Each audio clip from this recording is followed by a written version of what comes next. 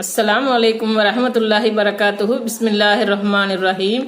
அன்பான சகோதர சகோதரிகளே, எல்லாம் வல்ல அல்லாஹ்வின் நல்லடியார்களே, இன்று நாம் காண இருக்கும் தலைப்பு, இறைவனிடம் மன்னிப்பு வேண்டுமா? நாம் கேட்கும் துஆக்களில் மிகவும் முக்கியமானது, இறைவா என்னை மன்னித்துவிடு என்பதுதான்.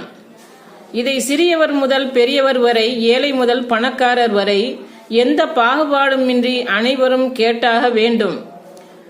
முதல் நபி ஆதம் அலைஹிஸ்ஸலாம் அவர்கள் முதல் இறுதி தூதர் முஹம்மது ஸல்லல்லாஹு அலைஹி வஸல்லம் அவர்கள் வரை அனைவருமே இவ்வாறு கேட்டவர்கள்தான். ஏனென்றால் நமது உள்ளம் தீமைகளை தூண்டக்கூடியதாக இருக்கிறது. அதனால் இறைவனின் கோபம் நம் மீது விழுந்துவிடக் கூடாது, மேலும் இதன் காரணமாக நரகில் போய்விடக் கூடாது என்ற நல்ல எண்ணம்தான்.